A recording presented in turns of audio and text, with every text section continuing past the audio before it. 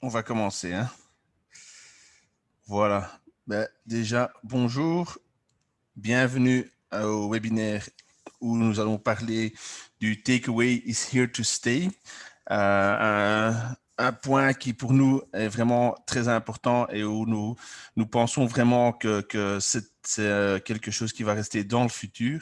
Et donc, c'est pour ça qu'aujourd'hui, on va exposer un webinaire sur ce sujet, expliquer comment Rezengo perçoit cette situation, ce point de vue et comment on peut vous aider éventuellement dans cette démarche.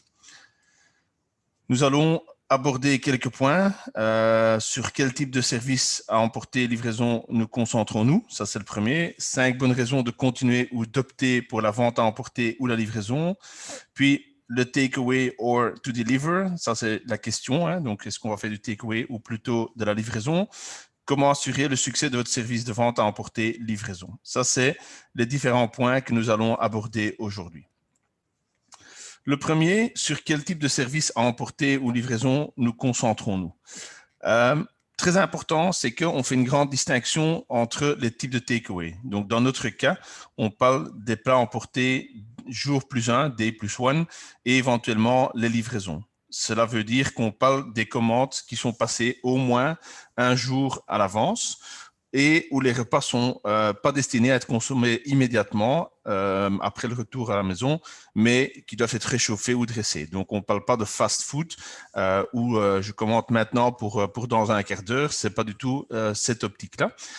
Les avantages, c'est que la préparation et les achats peuvent être mieux planifiés. Hein. Donc, c'est clair que si on peut connaître 1, 2 ou 3 jours à l'avance le nombre de plats que je dois faire, que je dois préparer et que les gens vont venir emporter, c'est plus facile pour la préparation et les achats. La probabilité que le repas parvienne en bon état dans l'assiette est beaucoup plus grande et donc ne dépend pas du temps écoulé entre la sortie de la cuisine et la présentation dans l'assiette. Il parle de soi que quand je commande un plat emporté et comme je dis, pas du fast-food, mais vraiment quelque chose de correct et de convenable, c'est sûr que c'est important que ça arrive en bon état et qu'on ne laisse pas de temps écoulé entre la sortie de la cuisine et la présentation dans l'assiette. Et la dépense moyenne d'une commande jour plus 1 est supérieure à celle des commandes de dernière minute. Je pense que ça parle de soi. Le prix d'une pizza n'est pas le même prix que d'un beau menu ou d'un beau plat qu'on a acheté chez vous dans le restaurant. Alors, 5 bonnes raisons de continuer ou d'opter pour la vente à emporter ou la livraison. Deuxième point. Ce que vous voyez ici, ce sont en fait des chiffres réels, hein, donc c'est vraiment des datas réelles, où à gauche, dans la colonne, vous voyez la valeur des commandes qui sont passées chez Rezengo depuis un an, et en bas, vous voyez les moments. Hein, donc, si vous constatez, par exemple, le 24 décembre, nos clients ont les clients ont commandé pour 2 500 000 € de plats emportés. 31 décembre 2 100 000 et ainsi de suite. Et donc, ça veut dire quoi? Ça veut dire que, premièrement, ce sont des événements spécifiques qui apportent ces pics. Hein, donc, Valentin, Noël, Nouvel An. Maintenant, la fête des mères n'est pas encore reprise dans les statistiques, mais également, on a vu une grande pic. Et en général aussi, les week-ends. Donc, en semaine, on constate que les clients ne commandent pas énormément. Donc, c'est vraiment des pics en week-end et événements spécifiques. Alors, vous constaterez également qu'après le premier lockdown l'année dernière, il y a vraiment eu une descente énorme en plats à emporter qui ont été commandés, où les derniers mois, on voit beaucoup moins cette tendance. Donc, ça veut dire que ça reste plus ou moins stable et ça nous fait donc croire également que le takeaway va vraiment rester à terme. Ça, c'est le premier graphique. Deuxième graphique, en fait, ce sont d'un côté le prix moyen des ventes qui ont été effectuées en ligne et le nombre de plats commandés par mois. Hein. Donc, si vous regardez par exemple le mois de mars, vous voyez qu'il y a eu 141 commandes en moyenne pour un coût moyen de 93 €. Alors, on sait qu'en général, une commande se fait pour plus ou moins 3 personnes, donc c'est-à-dire que le coût moyen par personne est de 30 €. Donc, vous augmentez votre revenu sans devoir augmenter la capacité dans votre restaurant. C'est quand même très important. Si aujourd'hui vous avez 30 ou 50 couverts disponibles dans le restaurant, ben, vous ne pourriez pas avoir 141 personnes en plus sur le mois parce qu'il n'y a pas de place pour les mettre. Donc, ça, c'est une grande différence et c'est quelque part aussi un grand avantage pour le restaurant, c'est qu'on peut augmenter le revenu sans devoir augmenter la capacité dans le restaurant. Donc ça, également, une statistique très, très intéressante. Pardon. Alors, augmenter le rendement de votre cuisine, ben, je pense que ça parle également de soi. Si il y a plus de commandes et que vous avez votre clientèle normale qui vient au restaurant, ben, automatiquement, on va augmenter le rendement de la cuisine. C'est-à-dire qu'on peut planifier plus facilement de se dire, ben, je vais faire dans les moments creux du takeaway. Vous connaissez votre restaurant, vous connaissez la façon de gérer votre restaurant. C'est pas peut-être le week-end en service du soir où vous êtes déjà full, qu'il faut aller proposer du takeaway ou peut-être en nombre réduit. Donc, c'est également très important de dire, ben, je peux vraiment faire mon rendement de ma cuisine plus efficacement en étalant les commandes ou en acceptant des commandes dans les moments où c'est plus calme pour la cuisine. Pareil avec les achats, hein, augmenter le rendement de vos achats. Je pense que ça parle également de soi, de se dire, ben, aujourd'hui, je fais mes achats, mais je ne sais souvent pas, est-ce que je vais avoir 20 clients dans mon restaurant? Est-ce que je vais avoir du passage? Est-ce que je vais avoir des personnes qui vont annuler les dernières minutes? Donc, j'achète, mais en fait, je ne sais pas trop si j'achète trop ou trop peu.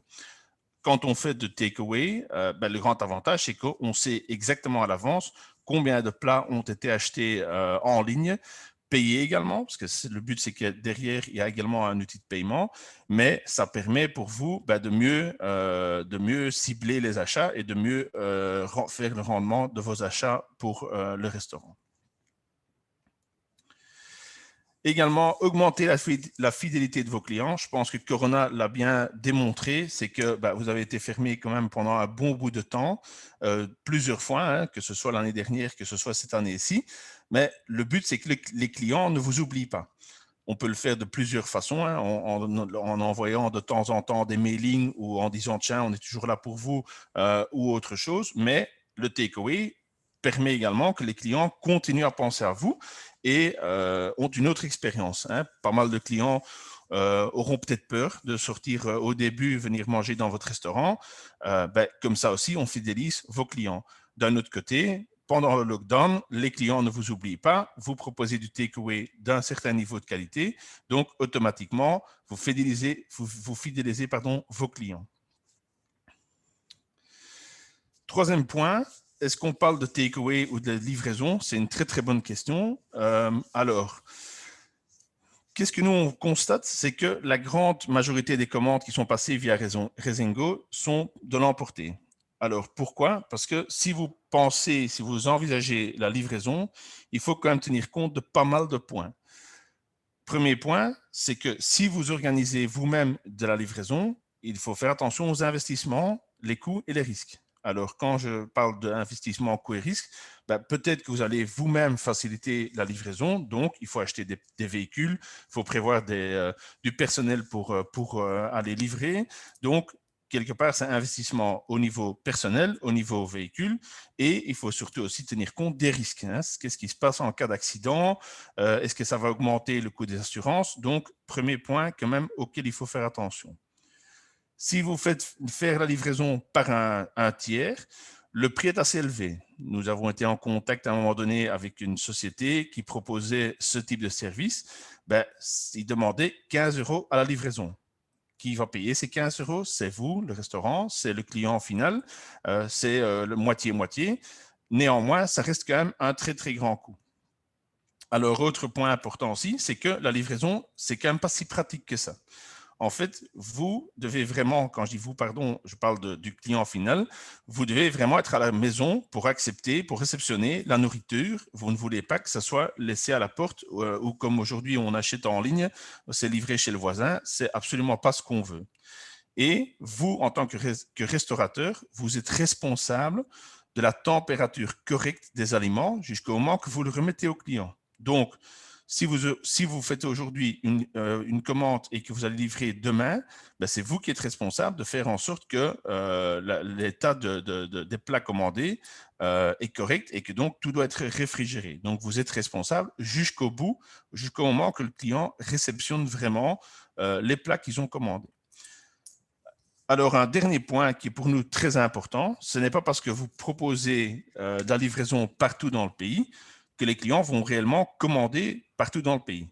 Si on habite à Bruxelles, sauf peut-être exception, je ne vais pas commander un plat à la côte ou dans les Ardennes pour me le faire livrer à la maison.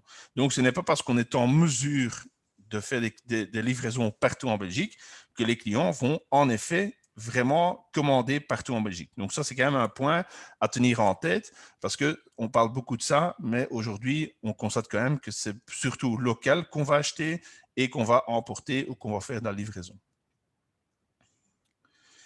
Alors, comment assurer le suivi de votre service de vente à emporter ou de livraison? Ben, déjà, un point important, c'est offrir une plateforme de commande conviviale et facile à utiliser et surtout bien intégrée à tous les niveaux, c'est-à-dire votre site web, les réseaux sociaux, mais j'y reviendrai par après, mais c'est important que ce soit bien accessible aussi bien sur ordinateur que sur mobile. Vous voyez ici un exemple d'un client en anglais, mais bon, après, c'est adaptable en fonction de la langue, où c'est bien indiqué quel type de menu qu'on propose, comment est-ce qu'on doit faire pour commander, il y a des petites images, il y a un détail du menu, donc le client consommateur, pour lui, ça doit être clair, facile à commander et ça ne doit pas prendre 10 minutes parce que vous allez perdre le client. Donc, c'est très important, ça doit être convivial et accessible de n'importe quel support. Intégrer votre plateforme de commande sur tous les canaux où vous êtes présent. Donc, c'est aussi bien Facebook, Instagram, Twitter ou d'autres canaux. Pourquoi? Parce que vous voulez surtout que les clients pensent à vous n'importe où qu'ils se trouvent. C'est important. Si moi, je suis quelqu'un, et c'est surtout avec les jeunes, ils sont présents sur Facebook et Instagram, ben, si vous n'y êtes pas, c'est une partie de clients que vous allez pas toucher avec vos promotions, avec éventuellement vos plats emportés, les livraisons que vous pouvez proposer. Donc, c'est très important d'être actif sur tous les canaux et surtout aussi de travailler activement sur tout ce qui est événements particuliers, comme vous le voyez ici, fête des mères, Saint-Valentin, Pâques, etc. Donc, c'est très important de bien jouer sur ces aspects-là parce qu'on a vu tout à l'heure dans la statistique que c'est quand même un grand avantage au niveau des revenus. Alors, ce qui est important aussi, c'est de bien planifier vos menus en ligne en fonction des menus de votre restaurant. Donc, ça ne sert à rien d'aller proposer des tout autres plats ou des tout autres menus en livraison à emporter parce que pour vous, au niveau gestion de stock, au niveau gestion des achats et tout ça, ça ne fait que compliquer votre situation. Donc, nous conseillons de surtout proposer le même type de plat ou de menu que si je serais chez vous dans le restaurant. Ce qui est aussi important, c'est de bien cibler à quel moment on a quelle disponibilité à mettre en ligne. Donc, si vous dites j'ai un menu, un lunch menu tous les jours, je vais peut-être dire de mes lunch menus, j'en garde 10, 20, 30 pour l'emporter et le reste, je le garde pour mon restaurant. Donc, c'est très important qu'on peut cibler le nombre de plats, qu'on peut dire quels sont les jours où vous allez proposer ces plats ou ces menus et que donc, on va vraiment faire une bonne gestion de votre stock et de la planification au niveau des disponibilités dans la cuisine, en fait.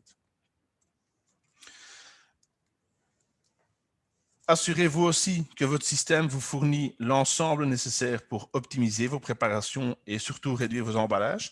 Donc, c'est aussi un point sur lequel il faut vraiment tenir l'œil. Ça ne sert à rien de dire, OK, j'ai vendu 50 plats, mais en fait, je n'ai pas de détails. Je ne sais pas si c'est de mes 50 plats, il y a une partie de plats, pardon, je cherche mes mots, si c'est des petits déjeuners, des lunchs, des dîners et si c'est des entrées, des plats, des desserts, il faut vraiment bien garder l'œil sur le détail de chaque menu, de chaque plat pour vraiment optimiser vos préparations et réduire vos emballages. Ça, je pense que c'est important de bien tenir ça à l'œil pour aussi à nouveau travailler d'une façon le plus efficacement possible. Pareil avec les documents, hein, c'est important que les gens qui viennent chez vous ont les bonnes informations au niveau de la facture ou du document de livraison, éventuellement des documents pour le chauffeur qui va venir, qui va aller faire les livraisons. Donc, c'est important que tout est centralisé dans un seul outil pour ne pas devoir chercher des informations à gauche, des informations à droite. Tout doit sortir du même système et du même outil avec lequel vous travaillez tous les jours. C'est aussi possible d'intégrer les systèmes avec les systèmes de caisse. C'est surtout un grand avantage pour vous, restaurateurs. Pourquoi? Pour éviter qu'il faut encoder plusieurs fois les mêmes informations. Aujourd'hui, l'intégration la plus poussée est avec Lightspeed. On est en train de finaliser l'intégration avec Trivec et Until et aux Pays-Bas également M+, mais ici, on se concentre pour l'instant sur la Belgique. Donc, ce qui veut dire quoi? Ça veut dire que les gens vont commander en ligne et immédiatement, les informations qui entrent dans le système Rezengo sont automatiquement envoyées dans le système de caisse. Donc, il ne faut pas encoder plusieurs fois les mêmes informations. Le but, c'est que tout se fasse d'une façon automatisée et donc, pour vous, à nouveau, gain de temps, efficacité dans votre restaurant. Si vous effectuez des livraisons, ce serait peut-être bien aussi de bien penser au niveau d'un système de planificateur d'itinéraire pour d'une partie gagner du temps. Hein. Ça ne sert à rien d'aller rouler à Gand puis retourner à Bruxelles pour retourner à Alost. C'est intéressant de travailler avec un planificateur d'itinéraire.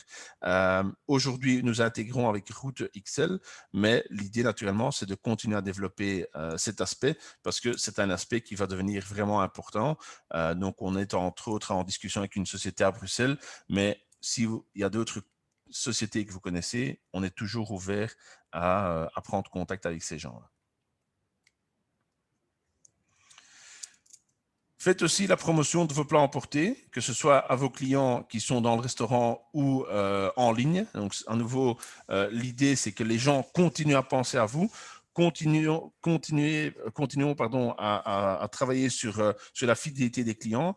Si je peux avoir une petite remise, si je commande en ligne ou si je viens chez vous dans le restaurant et que je recommande ou que je reviens dans votre restaurant, c'est une raison en plus pour le consommateur de revenir et de continuer à penser à votre restaurant. Nous ne sommes pas en train de dire que vous devez faire ça tout le temps. Et à nouveau, pensez-y à quel moment vous avez besoin de plus de commandes, que vous avez besoin de plus de clients dans votre restaurant. Et ce sont ces moments-là qu'il faut favoriser pour faire des promotions. Si vous êtes samedi soir complet et que vous ne savez plus accepter des commandes en ligne, ça ne sert à rien d'aller faire une promotion parce que ça ne sert à rien. Les gens sont déjà convaincus de commander chez vous ou de venir chez vous sur place. Donc, automatiquement, vous ne devez pas faire de promotion à ces moments-là. Par contre, si le lundi midi ou le lundi soir est un moment calme, là, ce serait intéressant de faire des promotions. À nouveau, chaque restaurant doit voir ça pour lui-même. Mais ce qui est important, c'est que vous devez surtout le faire au moment où vous en avez besoin. Assurez-vous aussi d'avoir un bon emballage et des instructions claires pour la préparation parce que c'est la publicité pour votre restaurant. Hein. Si vous n'avez pas des explications claires sur comment préparer les plats ou comment réchauffer les plats, c'est clair que l'expérience client sera peut-être moins positive et ça risque de donner des avis moins positifs qu'en fait, il devrait vraiment y avoir parce que ça a été mal expliqué ou mal documenté dans les documents que vous avez donnés aux clients. Pareil, si vous avez, hein, c'est ce que je disais juste avant, si vous avez un menu, ce serait toujours bien de donner ce document avec la livraison ou avec l'emporté. Comme ça, le client sait exactement quels sont les plats. Il peut en faire de la promo lui-même sur social media. Hein, donc, c'est intéressant. Tiens, j'ai acheté un menu de restaurant X, super bonne expérience, super bonne explication. Et les gens vont faire la publicité pour vous d'une façon automatique. Il ne faudra même pas le demander au client. Si tout est bien expliqué, si les plats sont bons et que les gens sont contents, automatiquement, ils vont en faire la publicité sur les réseaux sociaux. Dernier point, restez à l'écoute de vos clients, que ce soit en takeaway, que ce soit en livraison, que ce soit même chez vous dans le restaurant, restez à l'écoute et entrez en communication avec votre client parce que c'est eux en fait qui quelque part vont faire votre marketing. Si tout se passe bien et que le client vous en informe, tant mieux. Vous pouvez le partager sur les réseaux sociaux. Vous pouvez l'utiliser pour faire du marketing, des mailings et autres. S'il y a eu peut-être un avis un peu moins favorable, ce qui peut toujours arriver, important, entrer en dialogue avec le client parce que comme ça, le client se sent entendu. Et pour vous, en tant que restaurateur, ben, tout le monde peut toujours s'améliorer, tout le monde peut toujours avoir peut-être un jour un peu moins où il y a eu un petit souci en cuisine ou n'importe quoi. Donc, pour vous, le restaurateur, c'est toujours intéressant aussi de recevoir des avis, du feedback, parce que ça peut vous améliorer dans votre quotidien et dans votre gestion de votre restaurant. Voilà, comme ça, on a fait le tour sur quel est notre point de vue au niveau du takeaway, comment est-ce que nous pensons que ça va évoluer dans le futur. Bien sûr, ce n'est pas une science exacte, donc on verra au fur et à mesure ce qui se passera, mais on pense vraiment que c'est un business model auquel les restaurants doivent songer. Merci beaucoup de votre attention. S'il y a des questions, je ne sais pas si quelqu'un a des questions pour l'instant.